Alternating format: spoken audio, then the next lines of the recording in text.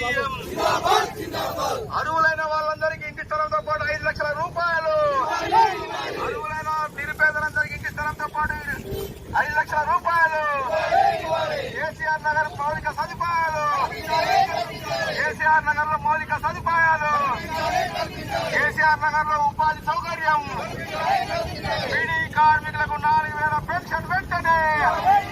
బీడీ కార్మికులందరికీ 4,000 పెన్షన్ వెంటనే. యజమాన్య దోపిడీ. బీడీ కార్మికులపై యజమాన్య దోపిడీ.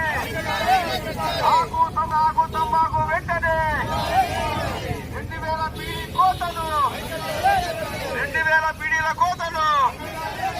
బియ్యంతో సంబంధం లేకుండా బీడీ కార్మికులందరికీ 4,000 పెన్షన్. కాంగ్రెస్ ప్రభుత్వం ఇచ్చిన హామీలను వెంటనే బీడీ కార్మికుల కాంగ్రెస్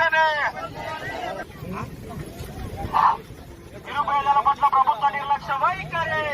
నిరుపేదల పట్ల ప్రభుత్వ నిర్లక్ష్య వైఖరి అమలు చేయాలి. ప్రభుత్వం ఇచ్చిన హామీలన్నింటినీ వెంటనే. బీడీ కార్మికులకు 4,000 రూపాయల పెన్షన్ వెంటనే.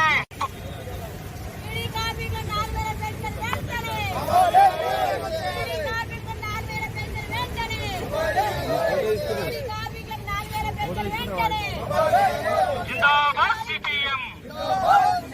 జిందాబాద్ సిపిఎం. నెలకు వారం 10 రోజులు కూడా పని దొరకని పరిస్థితిలో మరి చాలని బతుకులతో వాళ్ళ కుటుంబాలు గడవలేని పరిస్థితిలో తీవ్ర ఇబ్బందులకు గురవుతా ఉన్నారు.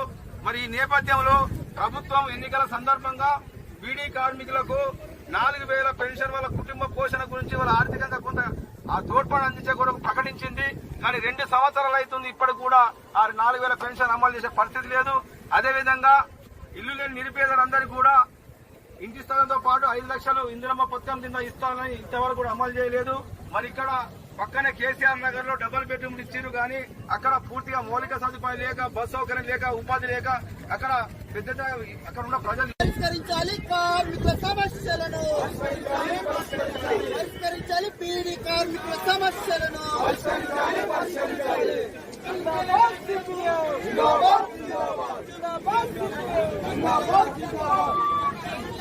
జరిగింది.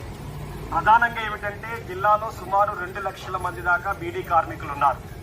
ఈ 2 లక్షల మంది బీడీ కార్మికులలో ఈ రోజు ప్రభుత్వం చెబుతున్నటువంటి లెక్కల ప్రకారంగానే 85,000 మందికి పిఎఫ్ ఉంది. 85,000 మందికి పిఎఫ్ ఉంది. ఈ 85,000 మందిలో కలెక్టరేట్ మీద ధర్నా చేసిన సందర్భంగా వారు ఇక్కడికి హాజరయ్యారు. వారికి మన డిమాండ్స్ అన్నింటినీ కూడా తెలియజేయడం కోసం నేను